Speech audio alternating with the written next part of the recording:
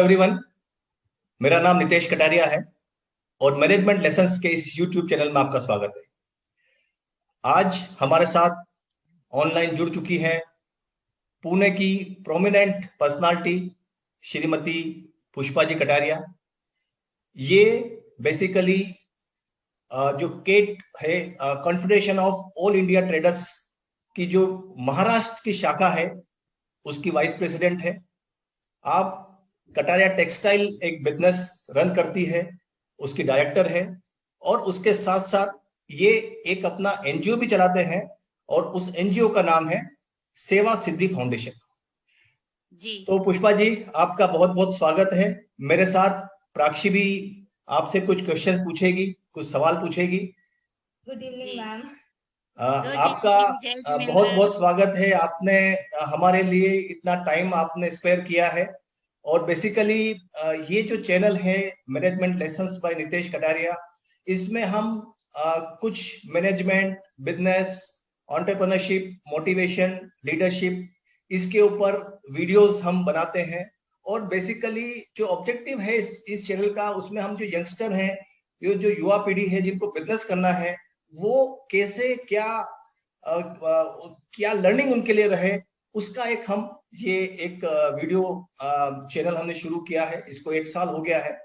Next phase में जो हम काम करने वाले हैं उसमें जो लीडिंग पर्सनालिटीज हैं जो डिफरेंट बिजनेस में है या कुछ इंडस्ट्री एक्सपर्ट है, कुछ प्रोफेशनल्स हैं, कुछ यंग एंटरप्रेन्योर्स हैं, कुछ विमेन एंटरप्रेन्योर्स हैं, उनका हम ऑनलाइन इंटरव्यू लेके इस यूट्यूब चैनल पे हम शेयर करेंगे। सो वेलकम अगेन, बहुत बहुत आपका स्वागत है। तो सबसे पहला मेरा जो क्वेश्चन है पुष्पा जी, वो ये है कि कॉन्फेडरेशन ऑफ जो इंडियन ऑल इंडिया ट्रेडर्स का जो एसोसिएशन है, उसका क्या ऑब्जेक्टिव्स है, वो किस लिए बनाया गया है और ये जो एसोसिएशन है वो ट्रेडर्स का किस तरह से सपोर्ट करता है, इसके बारे में आप थोड़ा सा हमको या जो दर्शक है उनको जानकारी दे पाएंगे तो बहुत अच्छा रहेगा। कैट के बारे में मैं बताना चाहती हूँ। जैसे confederation of all India traders, ये एक व्यापारियों की संगठन है। इसका शॉर्ट फॉर्म में नाम है कैट। कैट एक्चुअली एक 8 करोड़ व्यापारियों की संगठन है, जिसमें कम से कम 40,000 व्यापारियों की जो संगठनाएं हैं उनके माध्यम से सरकार तक पहुंचाना, उनकी प्रॉब्लम को सॉल्व करना, छोटे छोटे व्यापारियों की समस्याओं का समाधान करना। ये करीबन कम से कम जैसे महाराष्ट्र में, सिर्फ और सिर्फ महाराष्ट्र में 2 लाख व्यापारी इस कैट संस्था से जुड़े हुए हैं। ओके। और टोटल जो संख्या है, टोटल जो है वो करीब करीब आप बोल रहे हैं कि 8 करोड़ व्यापारी, 8 करोड़ व्यक्तियों की जुड़े हुए हैं अभी इस वक्त में। ओके। Right right right. तो आप ये बताइए कि इसके जो जो राष्ट्रीय जो अध्यक्ष हैं या जो राष्ट्रीय उपाध्यक्ष हैं, सेक्रेटरी हैं, वो उनका क्या स्ट्रक्चर रहता है, वो कौन है, इसके बारे में भी आप थोड़ी सी जानकारी देंगे तो दर्शकों को लाभ मिलेगा। जी, हमारे कैट के राष्ट्रीय अध्यक्ष जो है बीसी भरतिया जी, जो नागपुर से है, और महामंत्री जो है प्रवीण जी खंडेलवाल, वो दिल्ली में रहते हैं। कैट एक्चुअली व्यापारी और केंद्र एवं जो राज्य सरकारों तथा प्रशासन के व्यक्तियों के बीच कैट एक ऐसा माध्यम है जो एक दोनों के बीच का जो एक सेतु का काम कर रही है और समय समय पर व्यक्तियों के मुद्दे और जितने मुद्दे जो है वो एकदम मजबूती से उठाकर उनका समाधान भी कर रही है। और छोटे छोटे व्यापारियों की छोटी छोटी जो समस्याएं है वो गवर्नमेंट तक पहुंचाना, गवर्नमेंट से वापस समाधान लेना और वापस गवर्नमेंट से लेकर व्यापारी तक पहुंचाना, यानी ये बहुत बड़ा काम जो है वो कैट कर रही है जी। हाँ। ओके।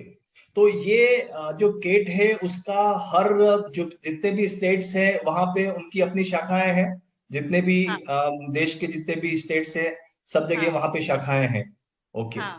तो आप जो है बेसिकली महाराष्ट्र की जो शाखा आप जो संभाल रही है, जो वाइस प्रेसिडेंट आप महाराष्ट्र स्टेट की हैं, तो उसमें आपकी क्या एक्टिविटीज रहती है? आप किस तरह से ट्रेडर्स को जो है अपने लेवल पे उनको सपोर्ट कर रहे हैं, या आपकी एक्टिविटी क्या रहती है इसमें? जैसे देश में व्यापारी कैसे बड़े पैमाने पर व्यापार करे, व्यापार की आधुनिक तरीके से कैसे किया जाए, इस पर कैट लगातार विभिन्न विभिन्न मतलब राज्यों पर समय समय पर कॉन्फ्रेंस कर व्यापारियों से संवाद करती है। कैट ये काम करती है। मेरा भी काम यही है कि जैसे महिलाएं हैं, महिलाएं आज किसी से कम तो नहीं है, पर जी जी पुरुषों से कम नहीं है, पुरुषों के साथ चलने वाला एक मजबूत कंधा बनकर उभर रही है। और आज की समय में महिलाएं भी, बहुत महिलाएं व्यापार में कूद पड़ी है कि अपन परिवार तो संभाल ही रही है, परिवार को संभालते हुए भी वो बिजनेस कर रही है। आज के जमाने में देखा जाए तो व्हाट्सएप पर अपना अपना ग्रुप बना लिया है। जैसे एक लेडी है तो उन्होंने 250 मेंबर का एक ग्रुप बना लिया, उस ग्रुप में अपना वो सामग्री डालती है और जैसे ही वो यस करता है तो उन तक वो सामग्री पहुंचा देती है। यानी वो घर बैठकर भी आधुनिक तरीके से व्हाट्सएप के द्वारा भी वो अपना बहुत अच्छा बिजनेस कर रही है। बहुत सी साड़ियों से लेके, ज्वेलरी से लेके, बेडशीट से लेके, यानी घर की जितनी भी सामग्री है वो ऑनलाइन से भी लेती है, ग्रुप में डालती है और बेच रही है। यानी एक ही समय पर घर का काम भी कर रही है, विदाउट दुकान लेके भी वो अपना दुकान चला रही है। इस बिल्कुल। तरीके से महिलाएं कर रही है, तो महिलाओं को प्रोत्साहन करना ये कैट का काम है। महिलाओं को कभी बैंकिंग का लोन कैसे लेना है, बैंकिंग का काम कैसे करना है, अगर व्यापार कर रही है तो एक समझ लो छोटा सा 200-300 स्क्वायर फीट की ही छोटी सी दुकान उसके पास है, तो वो पूछती है कैट से कि मैं इस छोटी सी जगह में कौन सा बिजनेस कर सकती हूँ, या मेरा अमाउंट सिर्फ 2 लाख रुपए है तो मैं 2 लाख में मैं क्या बिजनेस कर सकती हूँ। तो उस पर कैट अपना काम कर पूरा प्रोजेक्ट उनके हाथ में देती है कि आप ये काम करिए और इस जगह में ये काम आप अच्छी तरीके से कर सकती हैं। तो वो भी हम कैट द्वारा उनको प्रोवाइड करते हैं कि आप ये बिजनेस करिए और इस इतने रुपए में ये बिजनेस हो जाएगा। इस तरीके से वो सहायता भी करती है। तो उसमें उसमें कुछ आप जो है केट कुछ लोन्स या कुछ रिसोर्सेज भी प्रोवाइड करती है, वो हाँ, महिलाओं को ही करती है, या जो पुरुष हैं व्यापारी उनको भी सपोर्ट करती है इस काम में? जी जी फिलहाल वुमेन्स को ज्यादा सपोर्ट करते हैं और व्यापारी को सहयोग करती है, सहायता करती है कि क्या क्या प्रॉब्लम आ रही, जैसे जीएसटी में भी लगातार बहुत प्रॉब्लम आ रही व्यापारी वर्ग को, तो जीएसटी का भी समय समय पर वो गवर्नमेंट के साथ वार्तालाप करके उसमें फेरबदल करने की भी कोशिश कर रही है। बिल्कुल ठीक बात है, बिल्कुल ठीक। तो मतलब कहने का मतलब है कि इसमें महिलाओं को पूरा सपोर्ट किया जा रहा है, और महिलाएं भी टेक्नोलॉजी का यूज करके काफी जो है बिजनेस कर रही है। हमको तो हाँ आपका ही एग्जाम्पल सामने आता है कि आप जो है केट के साथ साथ जो कटारिया टेक्सटाइल है उसका बहुत अच्छा आप काम कर रहे हैं, और काफी आप अपने लेवल पे भी काफी लोगों को सपोर्ट कर रहे हैं। तो प्राक्षी का एक सवाल है इसके लिए। मैम, जी उस जैसे अभी ऑनलाइन प्लेटफॉर्म्स आ रहे हैं, जैसे अमेजोन है, फ्लिपकार्ट है, और ऐसी हाँ, कंपनीज के साथ आप लोग कैसे कॉम्पीट करते हैं? जो लोकल ट्रेडर्स है वो कैसे कॉम्पीट? धन्यवाद प्राची, तूने बहुत ही अच्छा सवाल किया है। अभी हाल ही में 11 मार्च को कैट ने अपना ई कॉमर्स पोर्टल यानी भारत ई मार्केटिंग का एक ऐप लॉन्च किया है। कैट का लक्ष्य है कि भारत दिसंबर 2021 तक इस पोर्टल पर 7 लाख व्यापारी जुड़ जाएंगे और ये भारत का सबसे बड़ा ई मार्केटिंग पोर्टल बनेगा। और धीरे धीरे करके करीब 2 साल के अंदर अंदर कम से कम भारत के 1 करोड़ व्यापारी को इसमें जोड़ा जाएगा। फिर ये पोर्टल विश्व का सबसे बड़ा पोर्टल बन जाएगा। ये एक बहुत ही बड़ी गर्व की बात है कि ये पोर्टल अपना हिंदुस्तानी यानी शुद्ध भारतीय होगा। इस पे कोई विदेशी कंपनी का राज नहीं रहेगा। ये अमेजॉन कंपनी, फ्लिपकार्ट कंपनियां, ये कंपनियां विदेशी है। ये भारत वाले समझ नहीं पा रहे, सोच रहे हैं कि जल्दी से फटाफट मोबाइल निकाला, ऑनलाइन अपना बिजनेस कर लेते। पर ये कंपनियां धीरे धीरे अपने ही भारत को खोखला कर रही है। ये अपनी ही कमाई, मेहनत की कमाई को वो विदेश भेज रहे हैं, हम ही कर रहे हैं ना ये तो इसी को टक्कर देने के लिए अब कैट बहुत ही अच्छा काम कर रहा है कि अपना खुद का ऐप लॉन्च करके उसमें पूरे भारत के व्यापारियों को समाहित कर और अपने देश का नाम रोशन करने वाला है। तो बहुत बहुत बधाई, ये जो आपका भारत ई कॉमर्स जो आपने लॉन्च किया है, कैट ने लॉन्च किया है। और मुझे पूरी उम्मीद है कि इससे जितने भी आपके ट्रेडर्स हैं सब उस प्लेटफॉर्म पे आएंगे, टेक्नोलॉजी का यूज करेंगे और टेक्नोलॉजी का यूज करके जो है अपना बिजनेस को बढ़ाएंगे, बिजनेस का एनहांसमेंट करेंगे। मेरे को लगता है कि इसमें आप जो है B2B और B2C का भी आप इसमें कुछ रख रहे हैं, मतलब बिजनेस टू बिजनेस और बिजनेस टू कस्टमर को भी आप जो है अपना प्रोडक्ट सेल कर पाएंगे। तो बहुत अच्छी योजना है आपकी इसकी, और उसके लिए आपको बहुत बहुत बधाई और शुभकामनाएं। जी, मैं खुद भी यही मतलब निवेदन करती हूँ सभी व्यापारी वर्ग को कि आप अपनी दुकान इस पोर्टल में जरूर खोले। एकदम इजी है, B2B भी है, B2C भी है और बहुत ही इजी है। जब भी अपन मोबाइल को लेके कुछ खरीदी के लिए, अगर हम लोगों के दिमाग में इतना विश्वास पैदा कर लेना है कि कोई भी सामान लेना है तो वो खुद ये कहेंगे कि नहीं, मुझे ये मतलब फ्लिपकार्ट से नहीं लेना है, अमेजोन से नहीं लेना है, अपनी ही कंपनी से लेना है। तो मैं सब व्यापारियों से भी निवेदन करती हूँ कि जल्द से जल्द आप भी ये हमारे इस मिशन में जुड़ जाइए और विदेशी कंपनियों को मात देनी है। बहुत अच्छी बात है जी जी। मैं अभी आपने बताया कि आप कैट की वाइस प्रेसिडेंट भी है और आप कटारिया टेक्सटाइल भी आप हैंडल करती है। तो मैं ये जानना चाहती हूँ कि आप इन सब में टाइम कैसे मैनेज करते हो?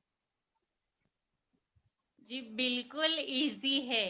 एक्चुअली कहा जाए तो हम बहनें, मैं बहनों की बुराई नहीं करना चाहती, बट हर एक के पास 24 ही घंटे होते हैं। आपके पास भी, मेरे पास भी, या फिर अपने देश के प्रधानमंत्री जी मोदी जी के पास भी 24 ही घंटे होते हैं।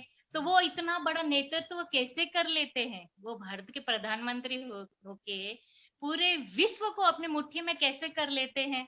तो क्या हम अपना एक छोटा सा परिवार भी अपने हाथ में नहीं रख सकते? एक्चुअली ये कहा जाए तो टाइम मैनेजमेंट होता है। जब आप एक दिन पहले ही कि कल मुझे क्या क्या काम करना है, आप टाइम बना लो कि मुझे 7 बजे सुबह उठकर ये काम करना है, 10 बजे ये काम करना है, 11 बजे ये काम करना है, फिर मेरी मीटिंग कितने बजे है तो मैं किचन का काम कितने बजे तक खत्म कर सकूं। ऐसा करके आप दिन भर का शेड्यूल बना लो। फिर आप देखो, आप कितने भी बड़े बड़े रोज के 3-3 4-4 प्रोग्राम बाहर के भी होंगे तो भी आप आसानी से करोगे। ये एक मेरा खुद का विश्वास है, मैं खुद इस पे फॉलो कर रही हूँ।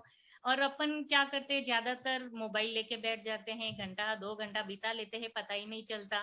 वो अपना टाइम वेस्ट हो रहा है। या फिर टीवी चला के बैठ गए, घंटा 2 घंटा 4 घंटा, कुछ भी पता नहीं चलता कि कब समय गया। पर वो भी हम टाइम वेस्ट कर रहे हैं।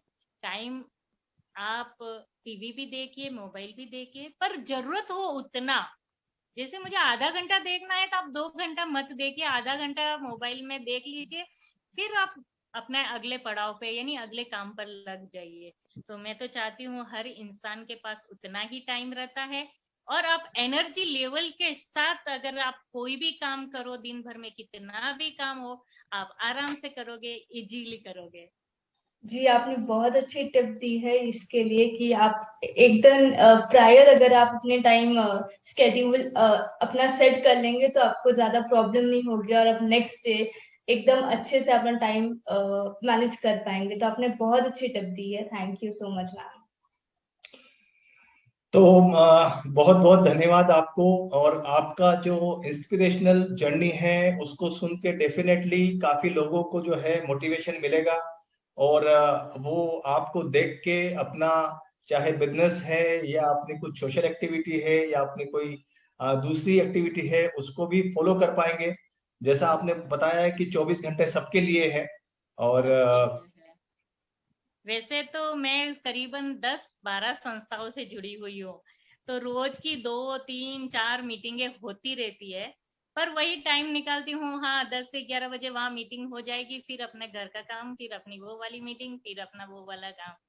तो सब जगह काम करना है, बट एनर्जी लेवल को अभी कभी अपने को कम नहीं करना है, तभी आप काम कर पाओगे। करेक्ट, और वो सबके दिख पास तो रहा है। वही टाइम रहता है। हाँ, वो भी हाँ। आज आज आप 4 मीटिंग करके आए हैं, लेकिन फिर भी आपका जो है एनर्जी लेवल में कोई कमी नहीं है। सो बहुत अच्छा। माइंड को फ्रेश रखना इंसान जानते नहीं है, एक्चुअली हकीकत में तो यह है कि आप माइंड को फ्रेश रखिए। आलतू फालतू इधर की उधर की बातें जो दिमाग में लेके बैठती हैं, लेडीज से हो या कोई भी हो, जैसे उधर ये हुआ उधर वो हुआ, अरे आप फालतू बातों को याद रखते ही क्यों हो, करते ही क्यों हो? उससे मिलने वाला तो है नहीं कुछ भी।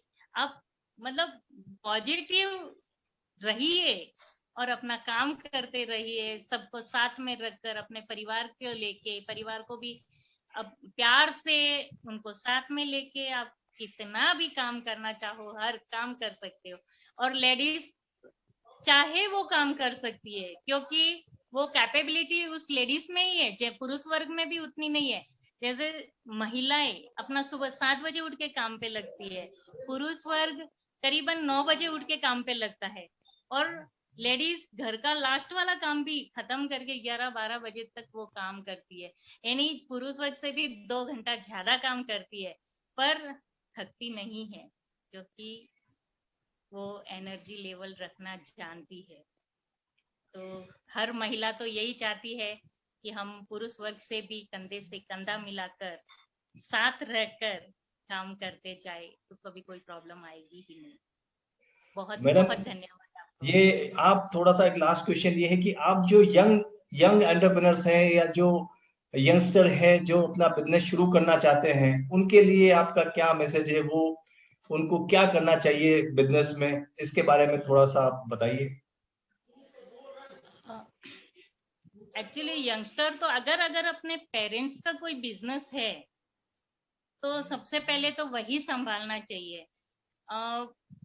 यंगस्टर को मैं तो ये कहना चाहती हूँ, आप पढ़ लिख कर बहुत बहुत होशियार बनना है, बट नौकरी कहीं नहीं करना है। जॉब कम से कम हो सके, या तो एकदम हाई लेवल की नौकरी हो तो ठीक है, बट किसी के आगे नौकरी अपने समाज के बच्चों को नहीं करनी है। आप नौकरी में समझ लो महीने का 25,000 50,000 कमा सकते हो, पर आप बिजनेस करके आप वही 1 लाख भी कमा सकते हो, 2 लाख भी कमा सकते हो, अपने अपने कैपेबिलिटी के ऊपर। नौकरी आप कितनी भी मेहनत करोगे तो उतना ही कमाओगे जितने मंथली उनको मिलेगी सैलरी। आप चाहे डबल मेहनत करो या चौबल मेहनत करो, तो कोशिश तो ये रहे कि आप अपने पेरेंट्स का बिजनेस करें, और पेरेंट्स का बिजनेस नहीं संभालना है तो आप अपनी मर्जी का अपने पैरों पे खड़े होके जो आप करना चाहते हो वो बिजनेस जरूर करें। बहुत बहुत धन्यवाद पुष्पा जी। बहुत अच्छा आपने काफी इंस्पिरेशन मिलेगी सबको, और आपने ये टाइम निकाला है हमारे लिए, इस चैनल के लिए, उसके लिए आपको बहुत बहुत धन्यवाद। Thank you. Thank you ma'am. Thank you so much.